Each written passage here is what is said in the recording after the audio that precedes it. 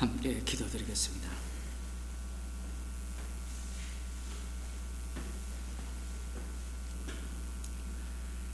하나님 아버지,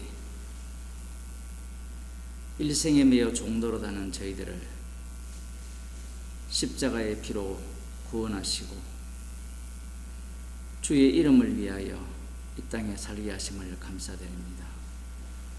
그리스도 안에서 기뻐하며 감사하는 주의 백성이 되게 하여 주옵소서.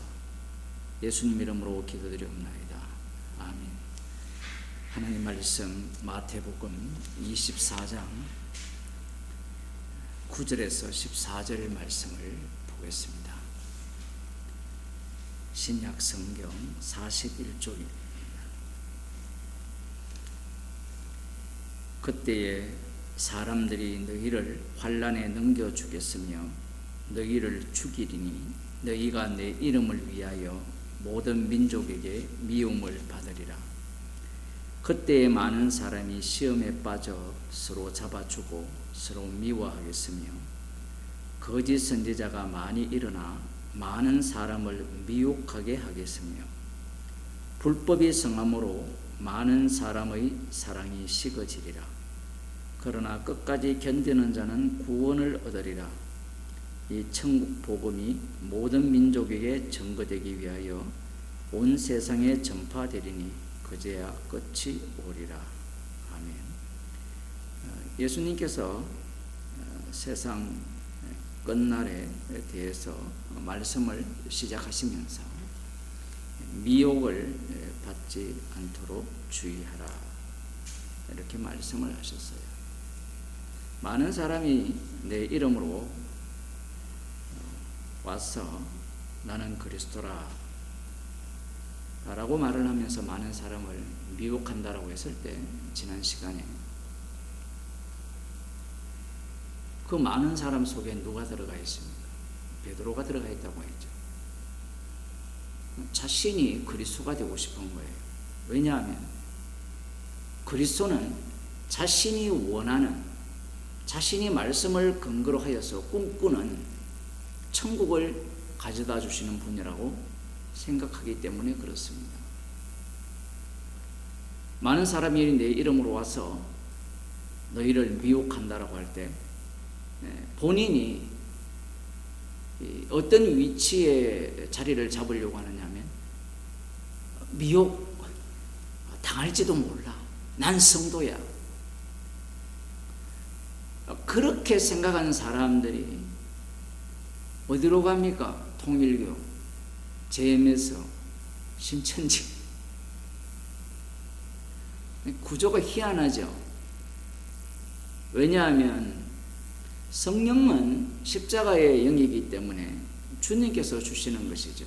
성령을 받지 않으면 인간들은 자신이 꿈꾸는 메시아를 기다리는데 그 메시아상은 성경에 나와 있기 때문에 그래요. 미혹한다라고 하니까 내가 미혹당하면 안 되네. 자기 주제를 파악을 해야 되죠.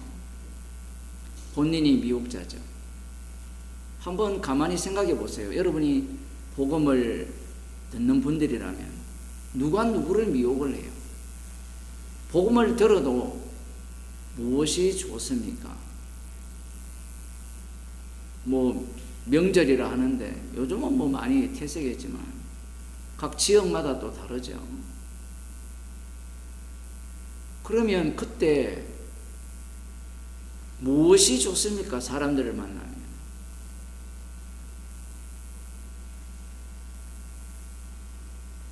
복음이 좋습니까? 아니면 가족이 좋습니까?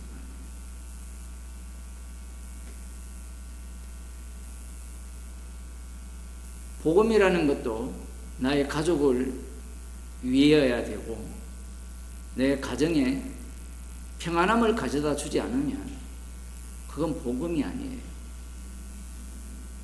또 어떤 사람은 나는 새로운 가족을 찾겠다 그러면서 내 마음을 이해해주는 그러한 공동체로 찾아가려고 하죠. 그러니 그런 사람들에게는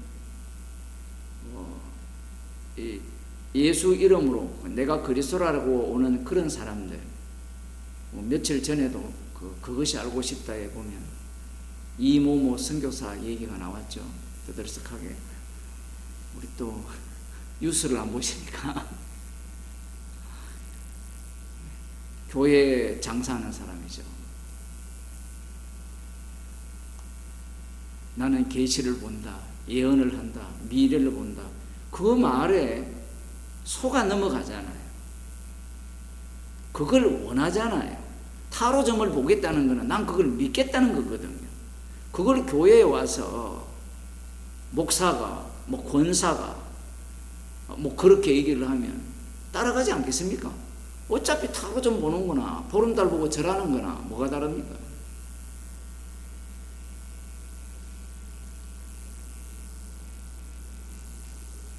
많은 사람이 너희를 미혹해 하리라 이렇게 말씀하셨을 때는 미혹당할 자들은 철저하게 미혹당하여서 거짓 것을 믿게 하셔야 됩니다. 그 지옥 가야 돼요. 이런 말씀들은 성령이 없는 자들은 자기 중심으로 해석을 해요. 그 다음 나오는 말씀이 뭐냐면 난리와 난리 소문을 듣겠으나 너희는 삼가 두려워 말라. 이런 소문이 있어야 하되 끝은 아직 아니라. 가만히 한번 생각해 보세요. 노아홍수 심판을 예고를 했잖아요.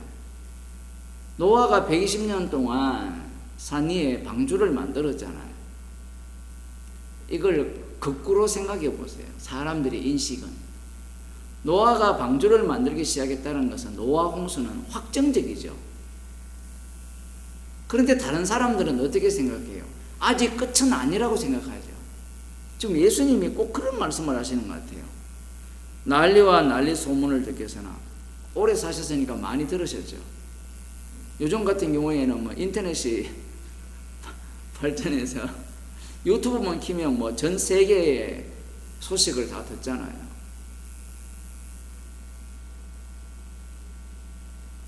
이스라엘이 팔레스타인을 치고 레바논을 치고 테러가 일어나고 그 상하이에 태풍이 불어서 가로수가 뽑히고 다 보셨죠? 그런 거 안 봐요.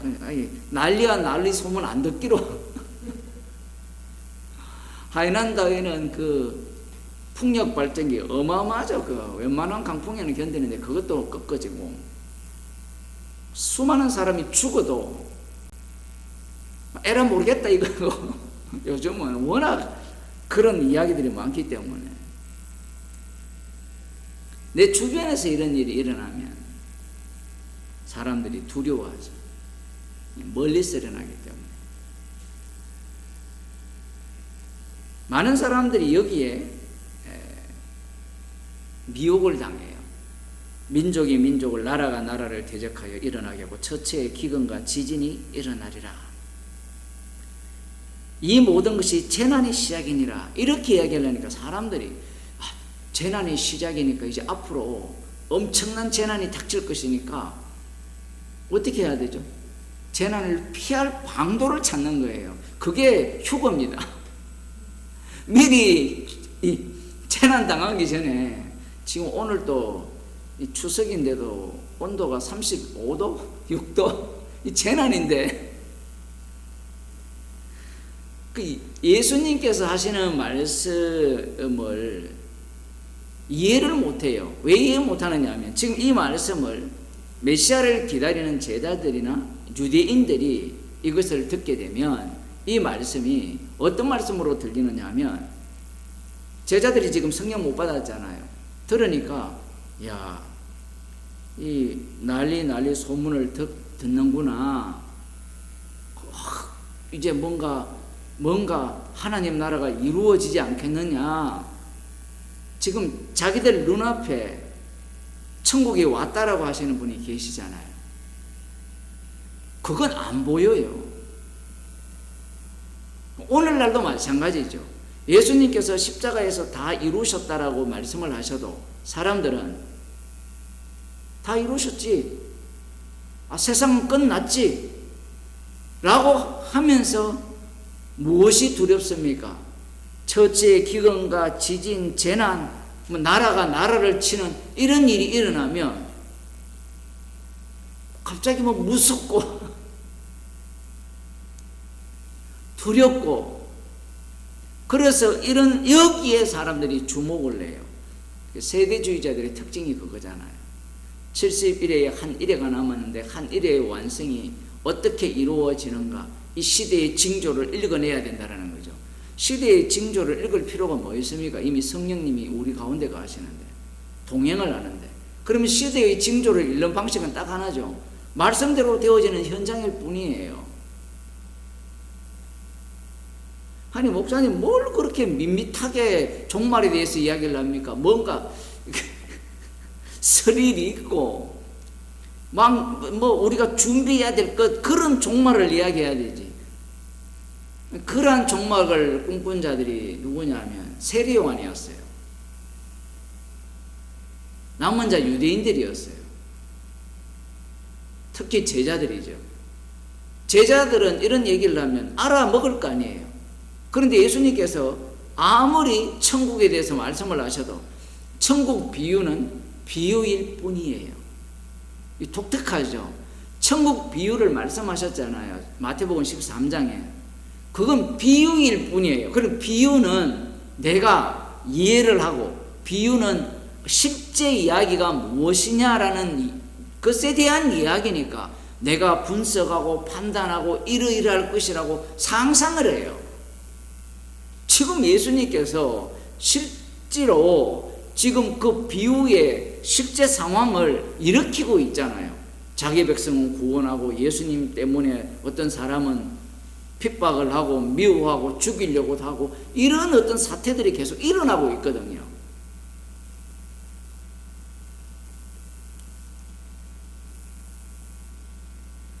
팔 절에 이 모든 것이 재난의 시작이니라. 그러면 사실은 말씀이 그때 사람들이 너희를 환난에 넘겨주겠으며. 자, 재난이 무섭습니까? 환난이 무섭습니까? 야, 이거 만만치 않죠. 지진, 기근, 나라가 나라를 대적하는 이런 일들이 일어났을 때 성도가 여기에 해당이 될까요? 되지 않을까요? 이것은 누구나 당하는 겁니다. 맞죠? 지금 더운데 복음 안다고 우리 안 더워요? 시원합니까? 에어컨 켜서 시원하죠. 예를 들어 북한이 전쟁을 한다 그러면 우리는 예수 믿는다고 복음 안다고 피할 길이 있습니까? 물론 돈벌이 하는 사람들은 미리 전쟁이 일어나니까 산속에 들어가서 자기들의 왕국을 만들어 놨잖아요. 땅굴도 파고. 그게 지옥인데 무슨 그 피해서 뭐 하려고. 그 뒤에 본문을 몰라요. 앞부분에 나오는 이 모든 일들은, 자, 예를 들어 성전에 돌 위에 돌 하나도 남지 않으리라 할 때 그 사건이 일어나는 그 시점에 예루살렘에 교회가 있었잖아요. 맞죠? 복음이 전파됐잖아요. 그럼 그들은 그 로마의 디도 장군이 쳐들어왔을 때 그 전쟁을 피했습니까? 못 피했습니까? 못 피해요. 누구나가 당하는 겁니다. 누구나가 당할 때 성도와 성도 아닌 자의 차이가 있는 거예요. 그 성도 아닌 자는 니나 너나 뭐가 다르냐 이거죠. 성도는 여기에서 뭘 이야기하겠어요? 주의 이름을 위한 말씀의 실현이에요. 물론 그것만 있는 게 아니죠. 그들은 그런 환난이 오기 전에, 재난이 오기 전에 환난을 먼저 당해요. 사도행전에 보면 스데반의 일로 예루살렘 교회가 핍박을 먼저 당하잖아요. 환난을.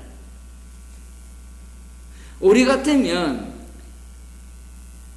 유대인들 예루살렘을 중심으로 하고 있는 그들을 먼저 하나님이 쳐버려서 예루살렘 교회가 핍박을 당하지 않도록 조치하는 게 더 좋잖아요.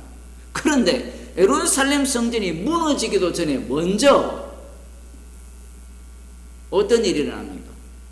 교회가 핍박을 받아요. 환난을 당해요. 지금 말씀을 섞어놨잖아요. 나라가 나라를 대적하고 처처에 기근과 지진이 있을 것이라는 이런 전쟁, 그 인간 역사 속에서 일어나는 전쟁이나 자연재해라는 것을 말씀을 하시면서 그때가 뭐냐 하면 종말이에요. 종말 때. 이 그때라고 말을 하니까 이 제자들이 마지막 날에 어느 때에 이런 일이 있겠사옵니까? 이렇게 표현하니까 예수님은 그때라는 그 단어의 사람들이 유혹을 또 당하죠. 그때가 언제냐? 그때는 언제냐면 그리스도 안에 있을 때죠. 성도들은. 주님이 십자가에서 다 이루셔버리면 구약도 다 여호와의 날로 다 흡수당합니다.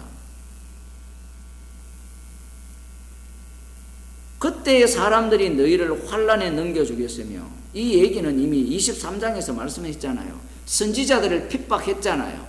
핍박한 얘기를 예수님 어디까지 끌고 갑니까? 예수님이 보내시는 선지자들이 핍박받고 십자가에 못 박을 것이라는 그 내용까지 확 밀어붙였잖아요. 그 내용을 예수님께서 말씀을 합니다.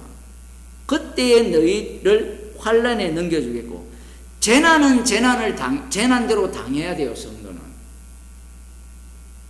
이거 참, 이 땅의 성도가 살려면 경제적인 문제를 다 당해야 돼요. 가정의 그 문제들을 다 당해야 돼요. 성도라고 그 피해갈 길이 없습니다.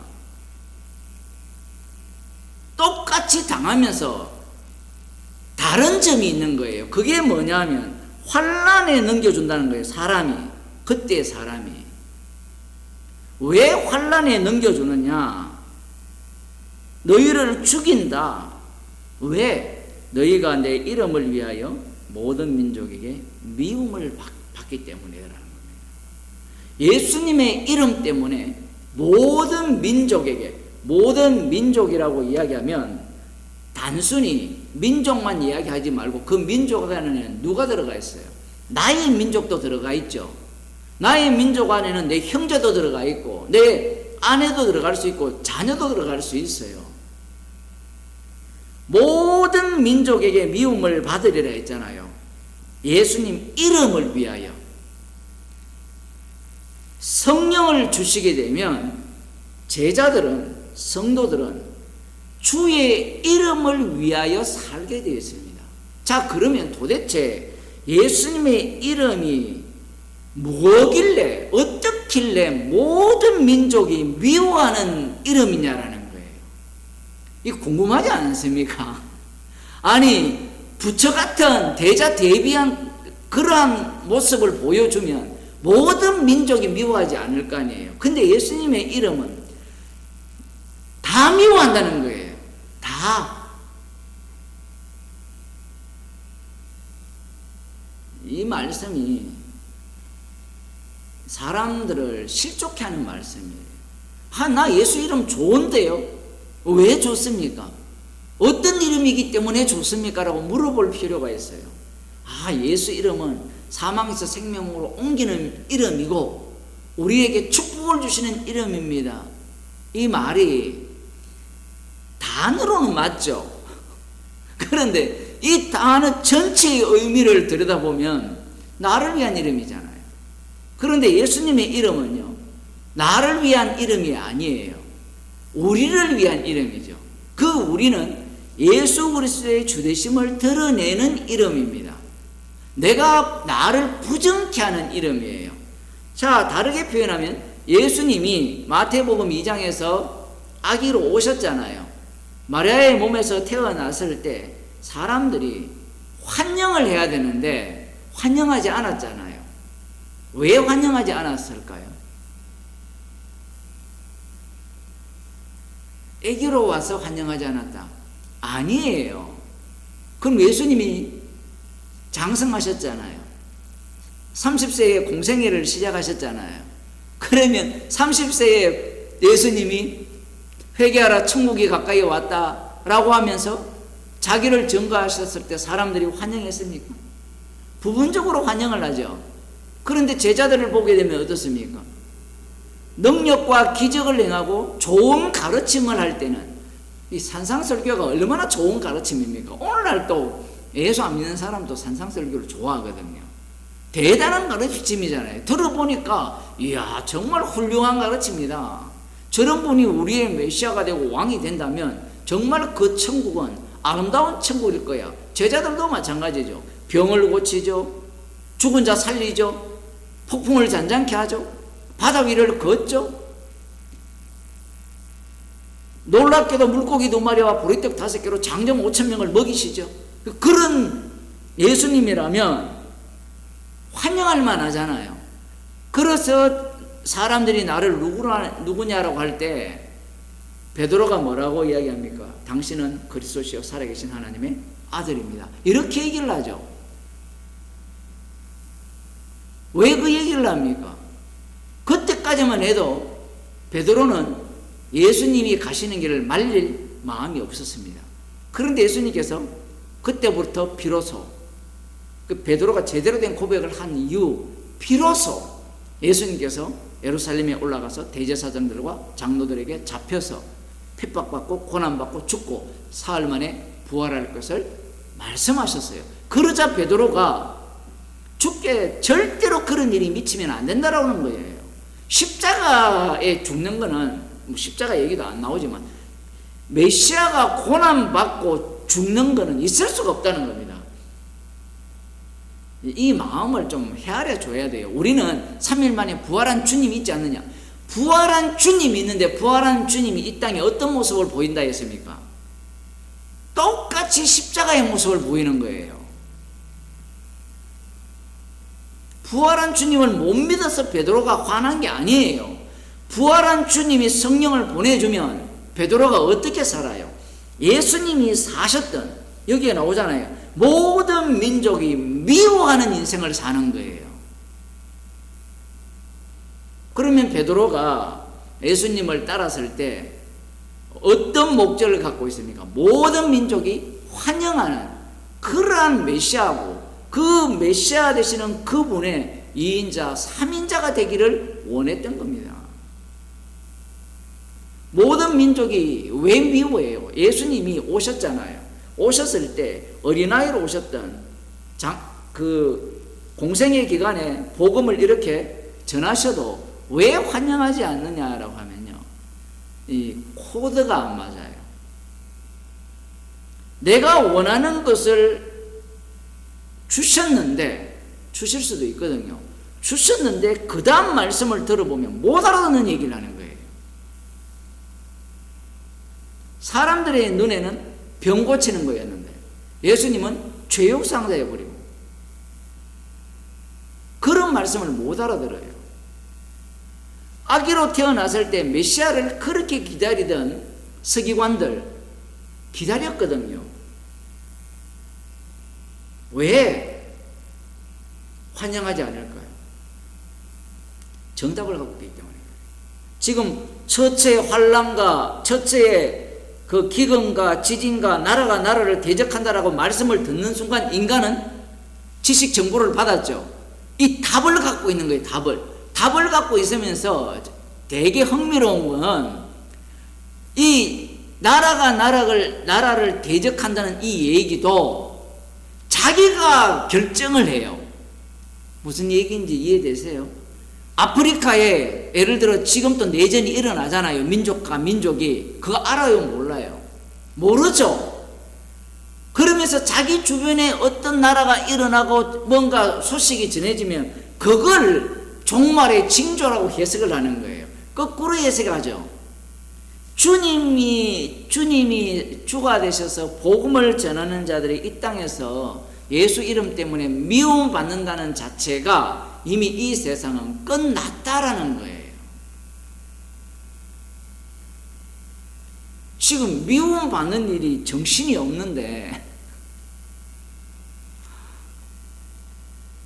앞부분에 일어나는 나라가 나라를 치는 이 얘기는 어디에 기속이 될까요?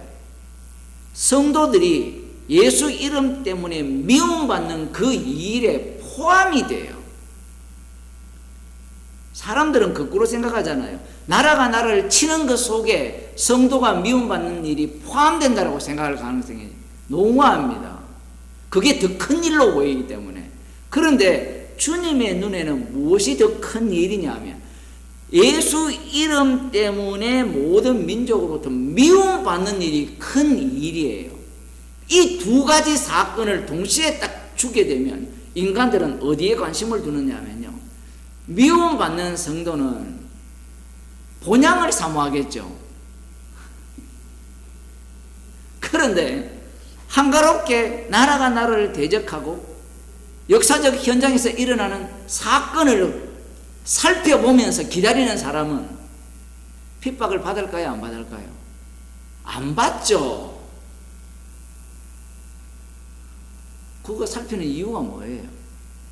빠져나가려고 하잖아요. 예수님의 이름이 도대체 왜 그렇게 사람들로부터 미움을 받고 싫어버리는 이름이냐? 앞서도 말씀드린 것이 내가 원하는 메시아로 온 게 아니에요. 아기 예수로 오셨을 때 그들이 왜 환영하지 않았냐면 하나님께서 약속을 하셨다면 내가 알아먹는 방식으로 이 땅에 오셔야 되는데 환영하는 방식, 그 다니엘 7장에 나오는 그 말씀처럼 구름 타고 오셔서 짜잔 하면서 자신들이 고대하던 천국을 이 땅에 이루어 주기를 고대하는 거예요. 그렇게 왔다면 환영을 했겠죠. 그런데 전혀 다른 모습으로 온 거예요. 그 모습이 어떤 모습이냐면 성전이 돌 하나도 돌 위에 남지 않게 파괴되듯이 예수님의 몸이 십자가에 못 박혀 죽으십니다. 십자가에 못 박혀 죽으심이 하나님께서 약속하신 약속을 다 이루는 사건이라 일이라고 하는 거예요. 그것이 아버지의 일이라고 하는 겁니다. 누가 이걸 좋아하겠어요? 예수님께서 이제 조금 있으면 십자가에 달려 돌아가시잖아요.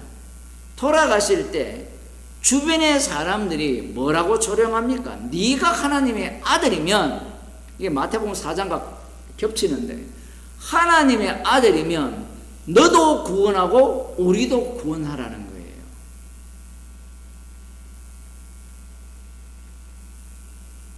이건 진짜 교인들이 기도를 할 때 어떻게 기도해요? 주님이 살아계시면 그다음 어떻게 하라는 거예요? 이 문제 해결하는 거예요. 기도해 보셨죠? 그런 기도. 주님이 살아계시다면, 네가 하나님의 아들이라면 너도 구원하고 우리도 구원하라는 거예요. 우리야 한편에 달린 그 강도를 예수님이 네가 오늘 나와 함께 낙원에 있으리라 하니까 이야 좋겠다라고 하지만 사람들이 그게 좋겠다라는 말을 자세히 따져보면요 망상을 하는 거예요. 낙원에 간다고 하니까 좋겠다. 그러면 이 땅에는 어떻게 어떻게 해야 돼요? 죽으라는 거죠. 예수님의 이름이 이 땅에서 무언가를 주지를 않아요. 물론 마태복음에서 예수님께서 먼저 그의 나라와 의를 구하면 먹을 거, 입을 거, 마실 거를 주신다고 하셨잖아요. 이것이 뒤집히잖아요. 그의 나라와 의를 위해서 먹을 걸, 마실 거, 입을 거를 주신 거죠. 광야 이스라엘을 보게 되면 사람이 떡으로 사는 것이 아니라 하나님의 입에서 나오는 모든 말씀으로 산다는 것을 알려주기 위해서 만나를 주신 거예요. 먹여 살리기 위해서 만나를 주신 게 아니고.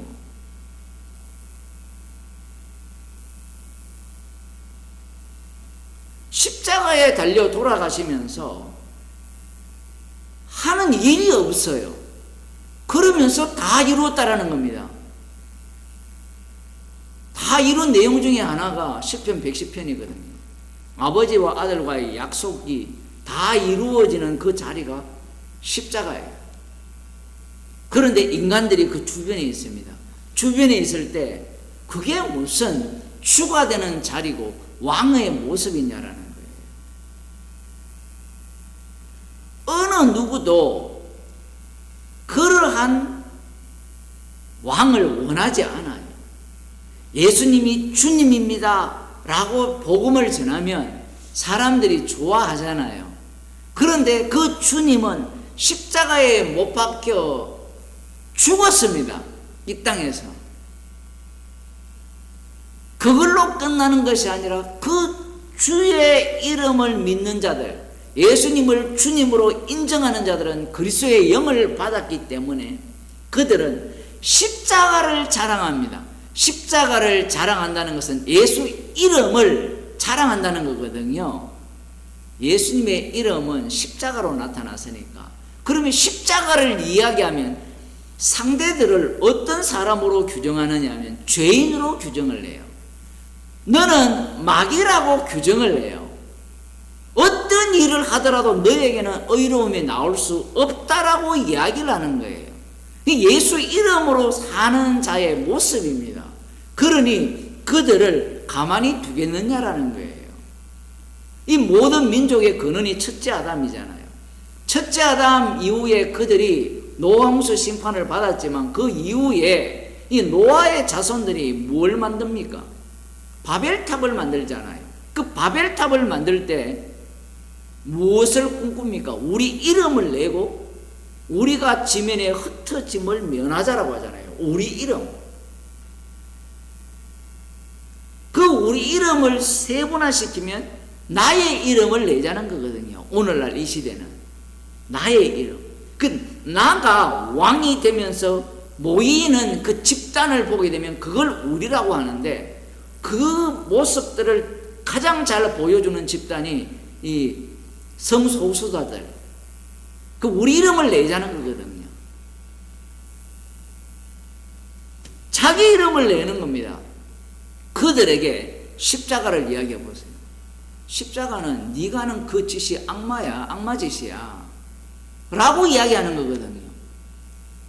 예수님은 대자대비한 분인데 십자가의 피로 이런 죄도 용서 못해. 자기가 예수님 위에 올라가 있어요. 오늘날 이런 인간들이 한둘이 아니죠. 성경 말씀을 연구를 해서 예수님이 이렇게 모든 죄인을 사랑하시기 때문에, 죄 용서를 하시기 때문에 나 같은 죄인도 용서한다는 거예요. 누구 마음대로 용서를 해요.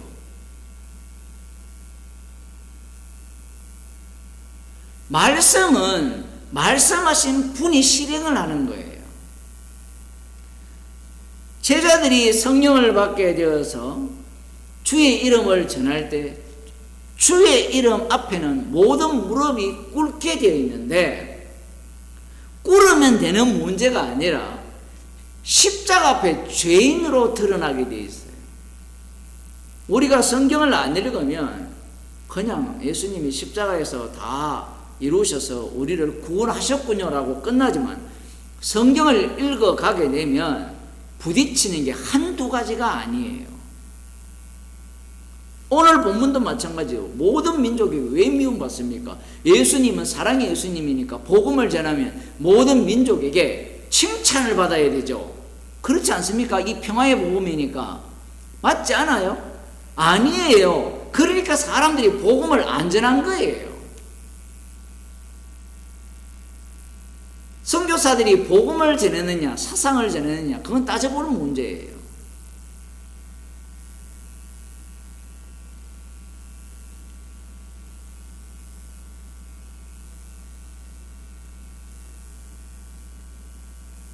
사람들이 여기에 보면 너희를 환난에 넘겨주겠고 너희를 죽이겠다라는 거죠.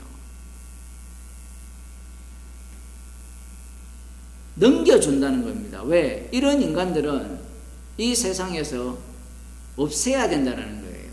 누가? 예수님. 예수님은 이 세상을 구원하러 오셨잖아요. 그런데 구원하러 온 그 예수님은 자기 나라를 망하게 하는 원흉으로서의 모습인 거예요. 그러니 제거해야 돼요.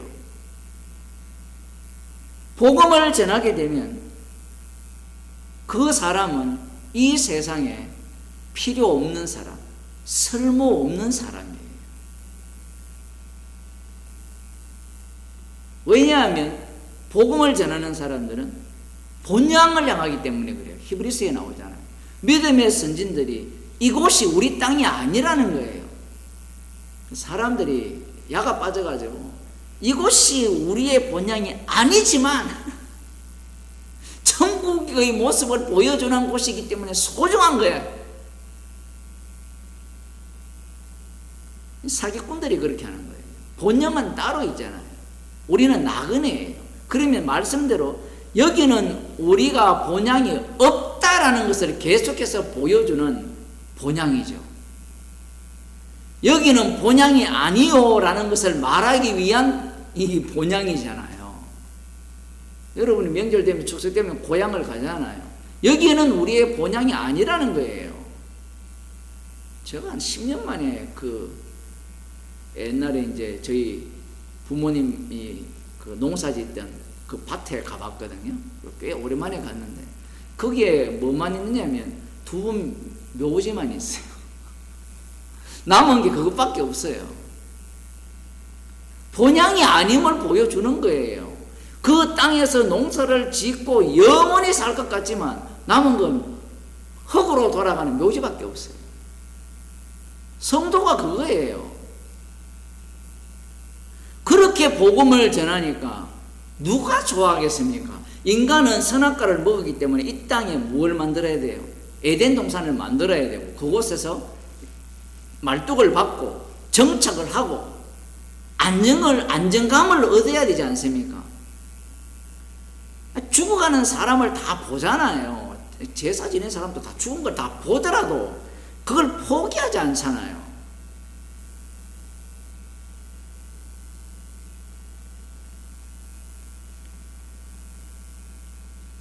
지진이 문제가 아니라 지진이 일어나더라도 복음을 전하면요, 그 지진 속에서 복음 전하는 사람을 환란에 넘겨버립니다. 왜요? 도움이 안 되잖아요. 지금 복음이 뭐가 중요한데 이 지진에서 해결해야 되지. 전쟁이 일어나면 이 상황에서 빠져나가야 되지. 무엇이 십자가가 밥 먹여줘? 전쟁을 해결해줘? 이제 본심이 나오죠. 우리도 그렇잖아요. 우리 주변에 내 가운데 주변에서 사건이 일어나기 시작하면 어떻게 바뀝니까?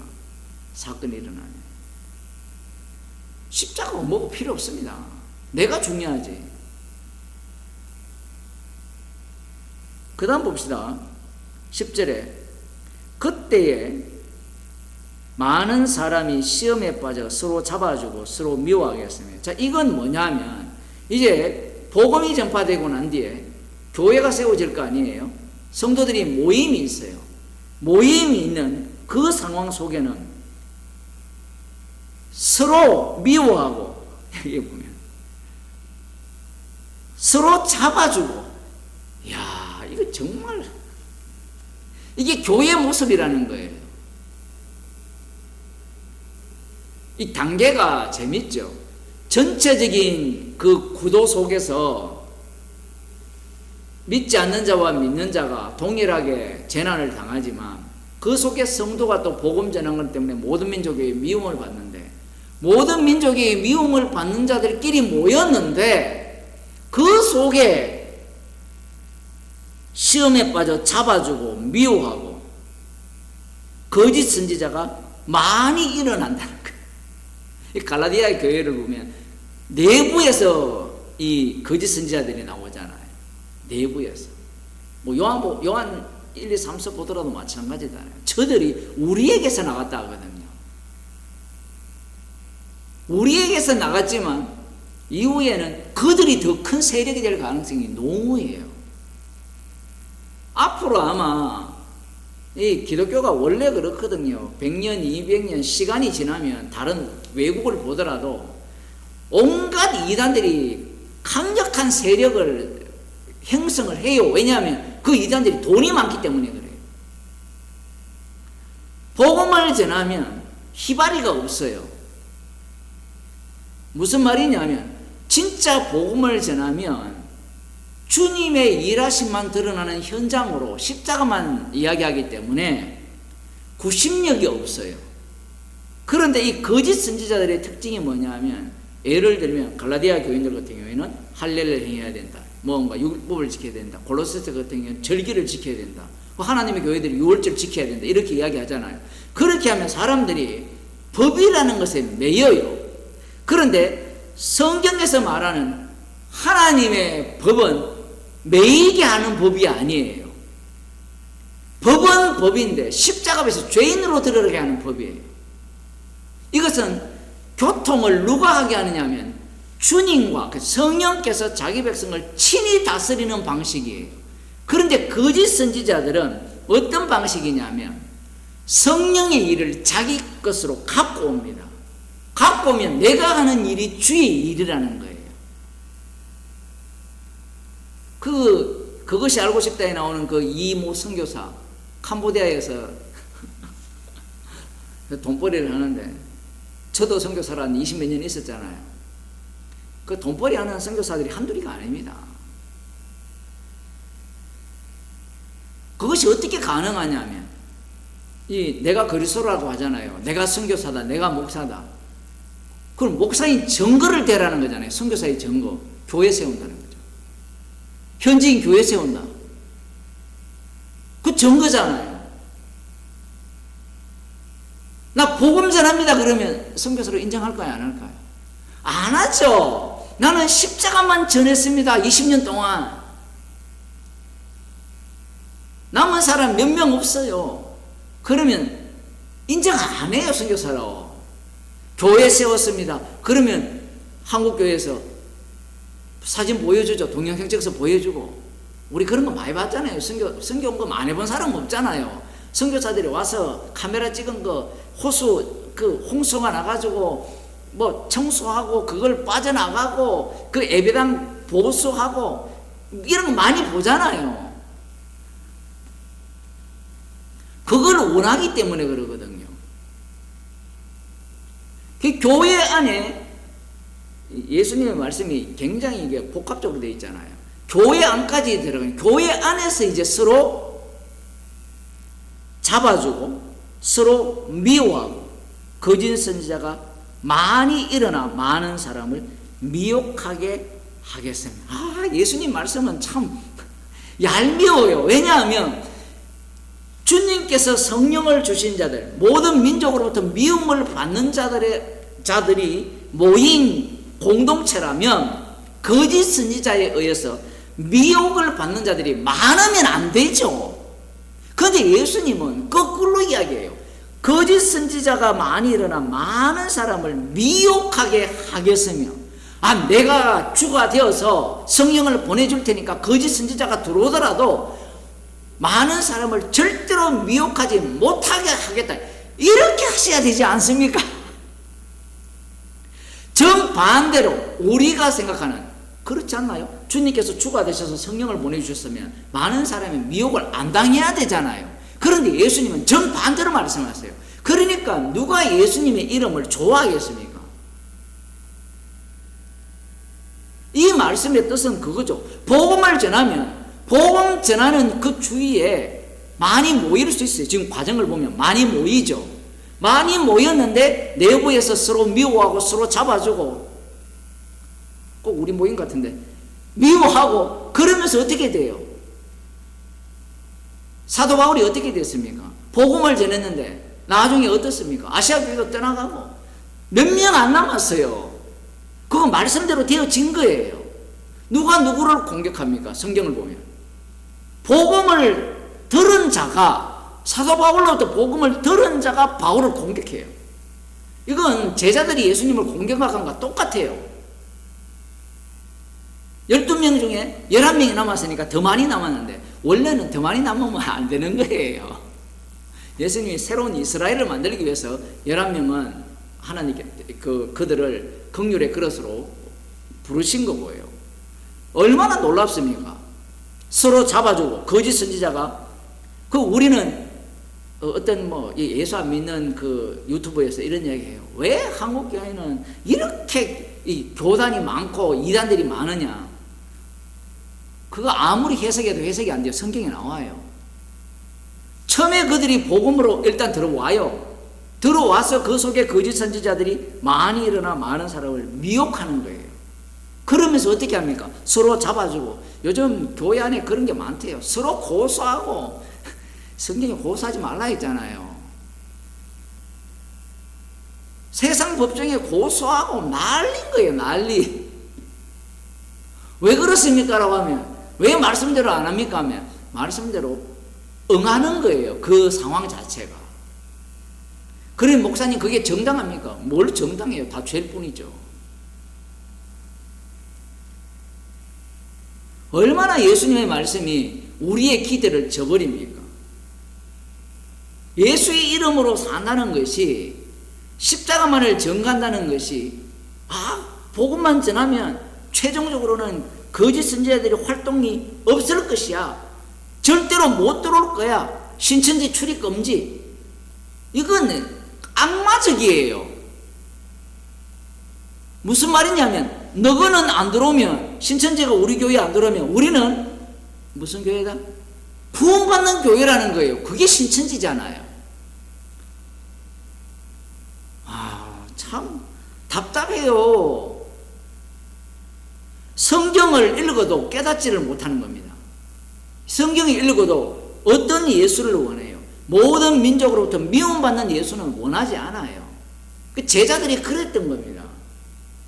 제자들이 이 말씀을 들으면서 좀 심각해질 수도 있죠.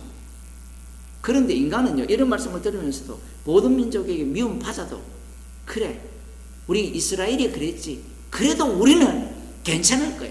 괜찮을 거야 라고 했는데 내부로 들어가니까 내부에서 서로 잡아주고 서로 미워하고.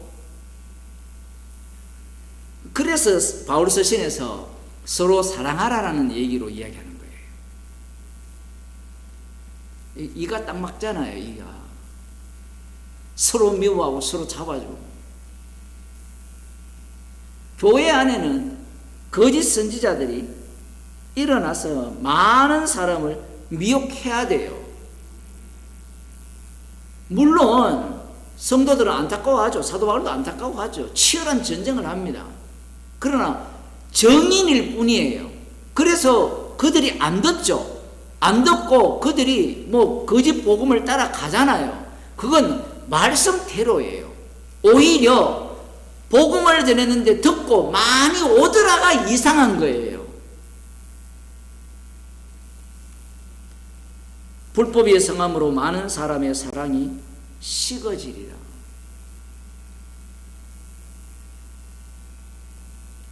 불법이라는 것이 뭐냐라고 할 때, 불법은요, 십자가 외에 자랑할 것이 있는 것이 불법이에요.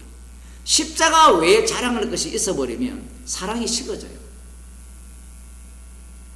우리들도 마찬가지잖아요.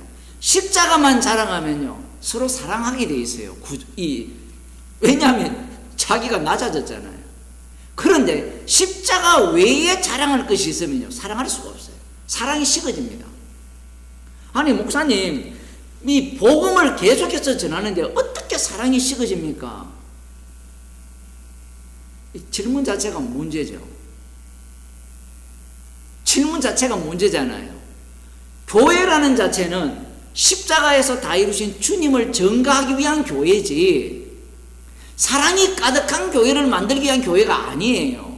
지금 이 말씀을 아시아의 7교회, 요한계시록이라는 7교회에 그대로 적용해 보면 말씀대로 되어졌잖아요.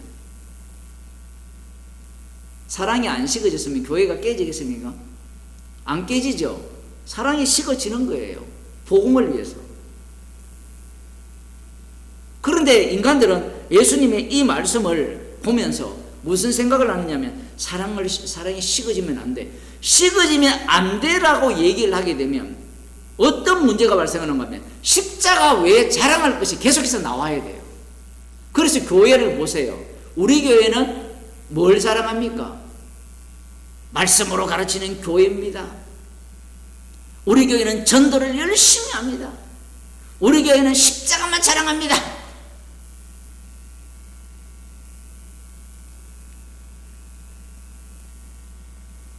예수님께서 이렇게 말씀하시는 이유가 뭐냐면, 이 앞으로 세상 자체가 십자가에서 주님이 다 이루신 것을 전가하기 위한 세상이고, 그건 이제 이 나라와 전쟁하는 이 내용도 들어가고 지진과 기근도 들어가고, 그러면서 민족으로부터 미움을 받았는데, 미움을 받았다면 우리는 구원을 해야 되잖아요. 논리가 구원을 하는 게 아니라 미움받은 그들 속에 서로 미워하고 잡아주고 이런 것들이 발생하게 하고, 그러면서 거짓 선지자가 일어나게 하여서 남아야 되는 것은 십자가의 피뿐인 그 교회를, 세상을 말씀하고 계신 겁니다. 그래서 13절에 그러나 끝까지 견디는 자는 구원을 얻으리라.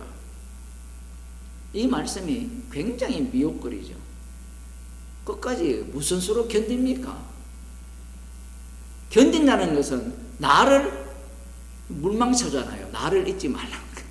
자기를 못 잊는 거예요. 견딘다는 것은.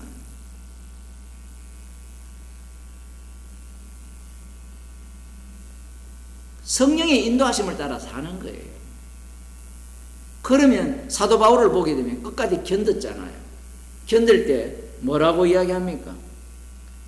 나 견뎠어 이야기합니까? 아니죠. 십자가 외에는 자랑할 것이 없다라고 하죠. 얼마나 놀라운 고백입니까? 만일에 사도 바울이 이 말씀을 지켜가지고 거짓 선지자들을 다 쫓아냈죠. 그리고 고린도 교회다운 교회를 만들고 막 이 목사들이 완전히 고린도 전후서를 이상하게 해석하는 거예요. 사도 바울이 고린도 교회에 편지 쓴 이유가 십자가에 피만 남기기 위해서 썼는데 제대로 된 교회를 만들기 위해서 썼다라고 생각을 해요. 아시아 일곱 교회가 그렇게 해석을 하잖아요. 그럼 사도 바울 본인을 보세요. 마지막에 그러면 그만큼 가르쳤으면 주변에 떠나가지 말아야 되잖아요. 남아 있어야 되잖아요. 그리고 십자가 외에는 잘할 것이 없다라고 하는 것이 아니라 자기가 사온 모든 것들을 자랑해야 되잖아요. 십자가 외에 자랑할 것이 없다는 것은 죄뿐이라는 거예요.